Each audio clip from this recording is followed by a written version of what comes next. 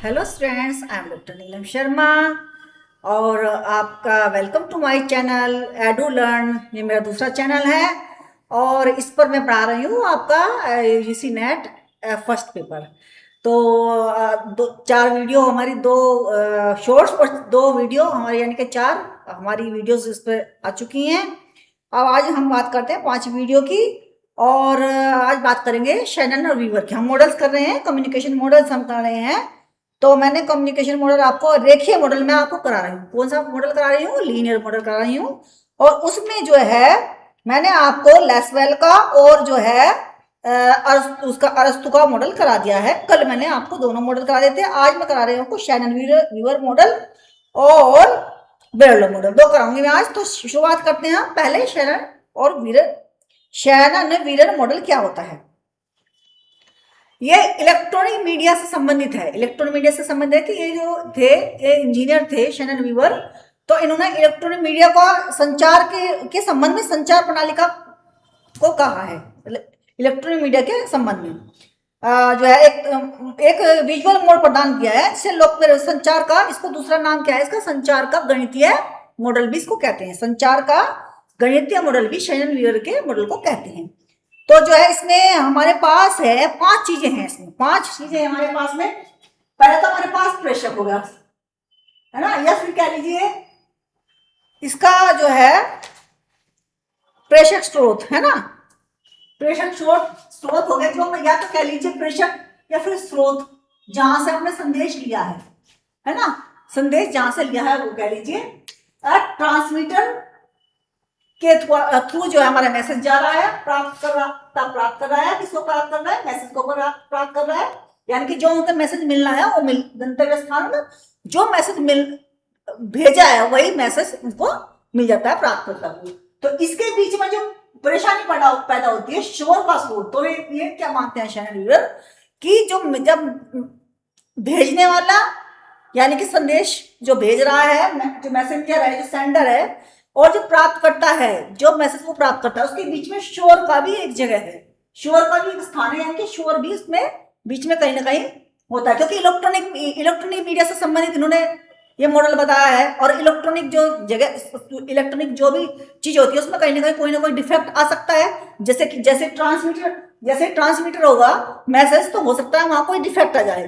तो ये कहते हैं कि शोर का भी वहां पर कोई ना कोई जो है हो सकता है, बाई चांस शोर भी वहां आ सकता है।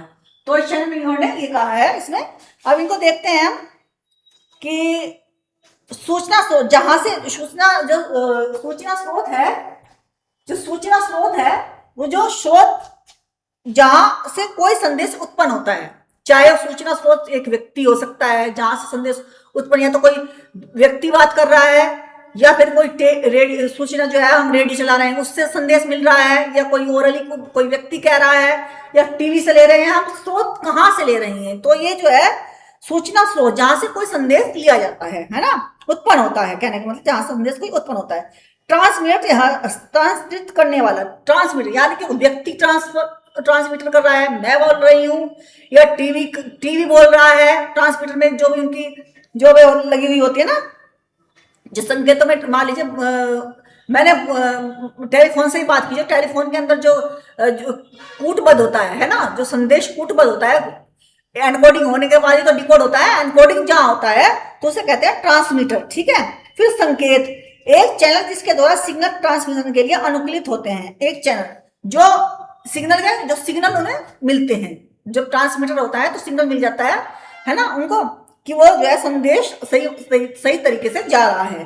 फिर है प्राप्तकर्ता, जिसको संदेश मिला, प्राप्त रिसीवर, उसकी गंतव्य।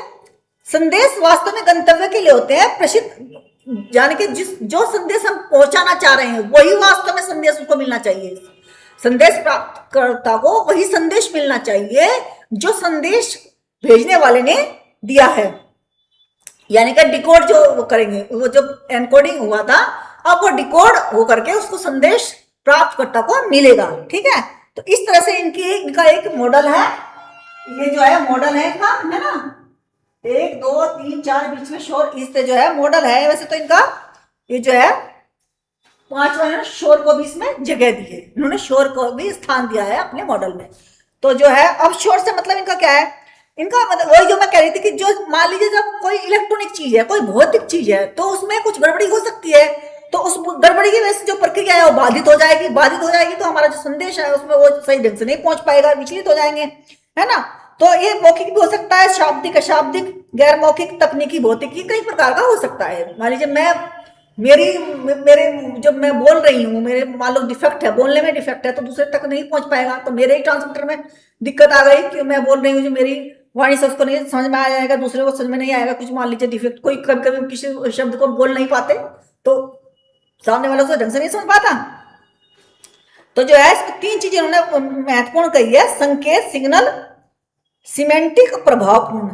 सिग्नल तकनीकी रूप में, सिग्नल मतलब तकनीक जो ट्रांसमिट करते हैं, तकनीकी के रूप में उनके पास जाना चाहिए, टेक्नोलॉजी के बाद तकनीकी रूप में, जैसे मान लीजिए टेलीविजन से संदेश जा रहा है, टेलीफोन से संदेश जा रहा है, ये इंपॉर्टेंट है, यानी इन्होंने टेक्नोलॉजी को इंपॉर्टेंट माना, और टेक्नोलॉजी में संकेत को, सिग्नल्स को, शब्दार्थ, सिमेंटिक, जो अर्थ कहा जा रहा है उसको ही संदेश प्राप्तकर्ता को समझ में आना चाहिए, सिमेंटिक होना चाहिए, इनकी उसकी अर्थ की व्याख्या भी होनी चाहिए, डिकोड होकर के जो उसको सुनाई देगा, जो रिसीव करेगा, प्रभावपूर्ण, और वो जो है प्रभावपूर्ण भी होना चाहिए। तीन चीजें ये कही हैं इसके बारे में, और तीन चीजें ही और कही हैं, तीन अवधारणाएं और हैं, एक है एंट्रोपी, दूसरा है अतिरेक। पहले तो मैं लिखती हूं आपके सामने, देखो इनको इन्होंने महत्व दिया है किसको, सिग्नल को,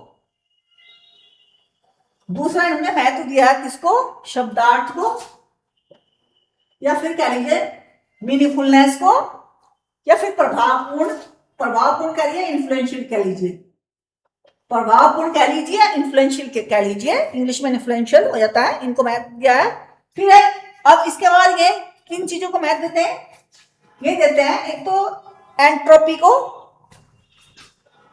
एंट्रोपी, अब ये क्या होगा ये मैं बताऊंगी, एंट्रोपी क्या होती है, एंट्रोपी अतिरेक,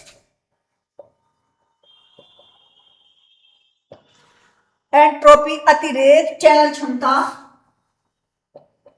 चैनल क्षमता कि जिसके थ्रू, जिस चैनल के थ्रू आपके पास में संदेश आ रहा है वह चैनल, ठीक है, यानी कि सूचना के संचार को, यानी कि चैनल क्षमता कितनी, जिस चैनल से संदेश हमारे पास आ रहा है उसमें तो कहीं डिफेक्ट नहीं है, उसकी क्षमता कितनी है पहुंचाने की, तो जो है ये इसको संचार करने पर त्रुटियों का, अगर सूचना के स्तर से अगर हम मान लीजिए टेलीफोन में हम बात करते हैं, जब मान लीजिए हम टेलीफोन में बात करते हैं, इसको एक उदाहरण से ये स्पष्ट समझ लेते हैं।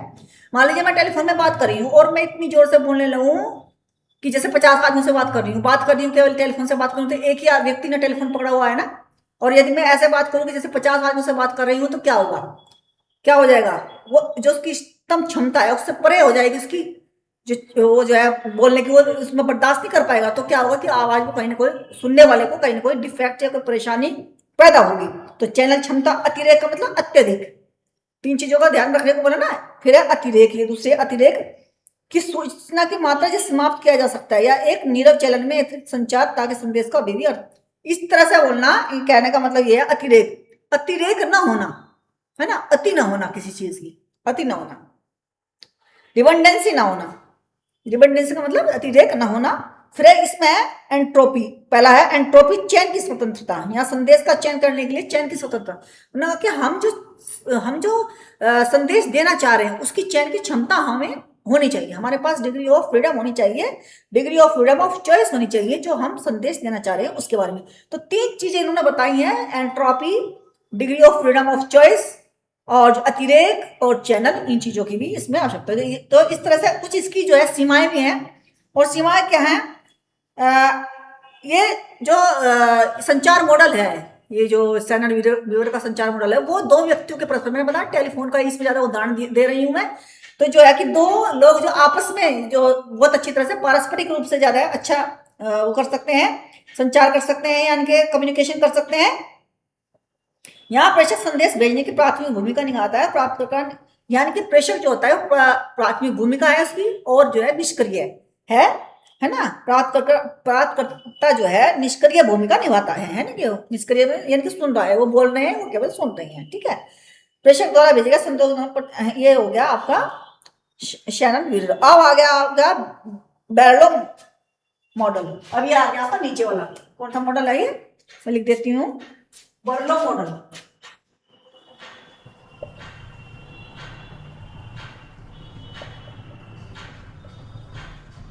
बर्लो मॉडल ये है आपका बर्लो मॉडल। बर्लो मॉडल क्या है? बर्लो मॉडल में इसको जो है, हम इसको जो है SMCR, शैनन वीवर को हटा देती हूँ, इसे मैं पढ़ा चुकी हूँ।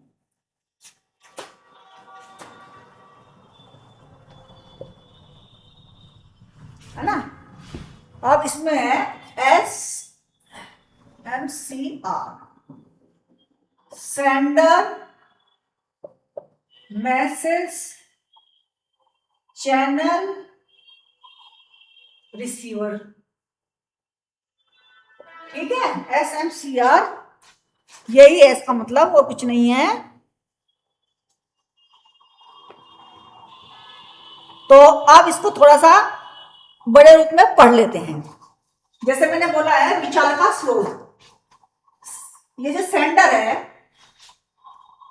विचार का स्रोत है ना,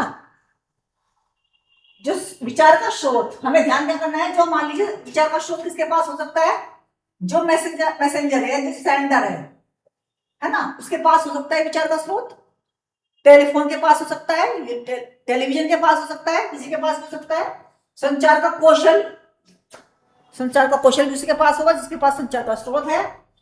प्रवृत्ति, उसकी प्रवृत्ति कैसी है, जो हमारा मैसेंजर है यानी कि जो हमारा सेंडर है, प्रवृत्ति कैसी है उसकी, गुस्से वाला तो नहीं है, या टेंशन में तो नहीं है, ये प्रवृत्ति है ना। उसमें संचार कौशल में उसके संचार करने की कुशलता कितनी है, कम्युनिकेशन स्किल्स कैसी है उसकी, है ना, इफेक्टिव है या थोड़ी सी अच्छी नहीं है ना, कुछ कमियां हैं।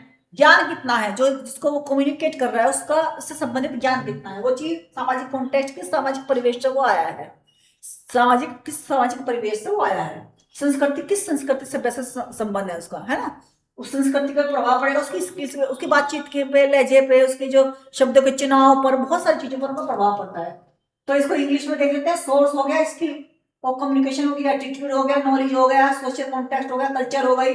अब जो मैसेज है उसमें जो है किस तरह है, अवयव और विषय। अब संदेश क्या है, हमारा विषय क्या है, उसके संदेश जो अवयव विषय है उसके अवयव कितने, कंपोनेंट्स क्या है, उसके संरचना कैसी हुई है, उसकी कूट भाषा, उसको एनकोडिंग कैसे किया जाएगा, यह आ जाता है संदेश में। अब आ जाता है चैनल। चैनल किसके किसके थ्रू जा रही है, मैसेज किसके थ्रू जा रहा है ना। दृष्टिबोध, आंखों के द्वारा, श्रवण के द्वारा सुनकर हम प्राप्त कर रहे हैं मैसेज, या स्पर्श के द्वारा मैसेज प्राप्त कर रहे हैं, सूंघने से कर रहे हैं या स्वाद से कर रहे हैं, चैनल है। और कौन बता रहा है, वर्ल्ड। बहुत ही सिंपल मॉडल है, बहुत ही अच्छा है, बहुत ही इंटरेस्टिंग मॉडल है। आप इसको पढ़िएगा जरूर और समझिएगा जरूर, याद जरूर करिएगा इसको, क्योंकि अगर इससे क्वेश्चन आ जाता है तो आपके 2 नंबर फ्री के ही मिल जाएंगे। प्राप्त करता क्या है, संचार कौशल कितना है, जो सेंटर में थे वही क्वालिटीज इनमें होनी चाहिए प्राप्तकर्ता में। संचार कौशल क्या है, प्रवृत्ति, उनकी प्रवृत्ति क्या है, मनोभाव कैसे हैं, क्या साइकोलॉजिकल की कैसे वो सोच रहे हैं, किस तरह से ले, उनके मतलब फीलिंग्स क्या है, उनके अंदर इमोशंस क्या है, एटीट्यूड क्या है उनका, किसी भी चीज को नेगेटिव है, पॉजिटिव है, कैसा एटीट्यूड है, नॉलेज कितनी है उनको। सामाजिक व्यवस्था, जिस सामाजिक व्यवस्था से आए हैं, कहीं ऐसी सामाजिक व्यवस्था तो नहीं आए जहां से शब्दों के चयन से पता चल जाता है, जब आदमी टीचिंग करता है तो कौन से परिवेश से आया है निकल करके। संस्कृति, उसकी संस्कृति कैसी है ना, कल्चर कैसे है उसका, है ना। तो ये सब चीजें उनकी जो है लहजा होता है, जो उनकी भाषा होती है, उसमें ये सब चीजें दिखाई देती हैं। तो ये हो गया आपका। देखिए मैंने करके कितना सुंदर चित्र बनाया है, आप देखिए और समझिए इसको। कितना सुंदर चित्र मैंने बनाया है, मेहनत किया मैंने इसमें। हालांकि ड्राइंग में इतनी एक्सपर्ट नहीं हूँ, अभी मेरा चैनल शुरू भी हुआ है, दूसरे वाला, इतनी एक्सपर्ट नहीं होगी उसमें ड्राइंग में, लेकिन फिर भी आप देखिए मैंने कोशिश तो की है बनाने की। तो ठीक है, SMCR इसको बोलते हैं, सेंडर, मैसेज, चैनल और रिसीवर। तो ये 2 हो गए आपको। अब इस मॉडल में ये देखते हैं कि उसमें थोड़ा वो है क्या, इसको जो है इस मॉडल में कोड संचार के लिए प्रणाली है। संदेश को कोड में डालना एक कोड है ना। यह चैनल एक संदेश वाहक है, मतलब इसमें संदेश जिसमें जिस चैनल के थ्रू जो वो हम संदेश डालते हैं वो डिकोड होकर के दूसरे को मिलती है ना। पहले एनकोड होता है फिर डिकोड होता है ना। विषय वस्तु को संदेश में अनुवादित करने के लिए कूटवादक की आवश्यकता होती है। प्राप्तकर्ता को संदेश का अनुवाद करने और इसे ऐसे रूप में रखने के लिए कूट अनुवादक की आवश्यकता होती है। मैंने बताया ना, कूट अनुवादक की, डिकोड करने की जो है, एनकोड और डिकोड, जो उसमें डिकोड करने की अनुवादक की इसमें आवश्यकता, एनकोडर की और डिकोडर की। इस जो वर्डों के जो मॉडल है ना, कम्युनिकेशन मॉडल है, इसमें एनकोडर और डिकोडर की आवश्यकता पड़ती है कि जब हमने संदेश दिया एनकोड हुआ और प्राप्तकर्ता को जब प्राप्त हुआ तो डिकोड होकर मिला। ठीक है, तो ये हो गया आपके संवाद मूलक। मैं कल कराऊंगी आपको, ये आप अच्छे से उतार लीजिएगा अपने इस पे, जो आपके पास बुक हो तो हो सकता है बुक में भी आपका इस तरह से चित्र बना हुआ होगा। ठीक है स्टूडेंट्स, तो इसको जो है आप उतार लीजिए। और ये हो गया आज का मेरा। कल मैं कराऊंगी आपको इंटरैक्टिव मॉडल, है ना, कल मैं आपको कराऊंगी इंटरैक्टिव मॉडल। इंटरैक्टिव मॉडल में भी आपके कई मॉडल हैं, छोटे छोटे मॉडल हैं। इंटरैक्टिव मॉडल थोड़ा थोड़ा सा में फर्क है, ज्यादा फर्क नहीं है, ज्यादा डीप फर्क नहीं है, थोड़ा थोड़ा फर्क है। मैं कराऊंगी जितने भी है, चाहे आपके कोर्स में दो, कहीं कहीं दो पढ़ा रहे हैं, लेकिन मैं आपके जो है 4-5 पढ़ाऊंगी मैं आपको, है ना। जो जरूरी है वो तो मैं जरूरी पढ़ाऊंगी, जो बिल्कुल जरूरी है वो तो मैं आपको जरूरी पढ़ाऊंगी, है ना। तो जो है इंटरैक्टिव मॉडल कराऊंगी मैं आपको कल। तो students, respect your teachers, respect your parents, अपनी सेहत का ख्याल रखिए। और हार्ड वर्क का कोई भी सब्स्टिट्यूट नहीं होता, हालांकि स्मार्ट वर्क भी आजकल कार्य करता है। God bless you. और जो है आपका जून में जो आपका पेपर होगा उसके लिए आप तैयारी अभी से शुरू कर दीजिए। बूंद बूंद से सागर बढ़ता है, कंसिस्टेंसी आप अपनी जरूर रखिएगा। आप स्टूडेंट हैं, हम मान लीजिए हम तो अब फैमिली में के हो चुके हैं, तो हमारे बहुत सारे ऐसे कार्य हो जाते हैं जिनकी वजह से हमें बीच में ब्रेक कभी कभी लेना पड़ता है। लेकिन आप एज ए स्टूडेंट, अगर आप स्टूडेंट ही हैं, है ना, तो आप नेट की तैयारी कर रहे हैं और स्टूडेंट हैं, तो आप जो है कंसिस्टेंसी से पढ़िएगा, आप सफल जरूर हो जाएंगे, है ना। Bye bye.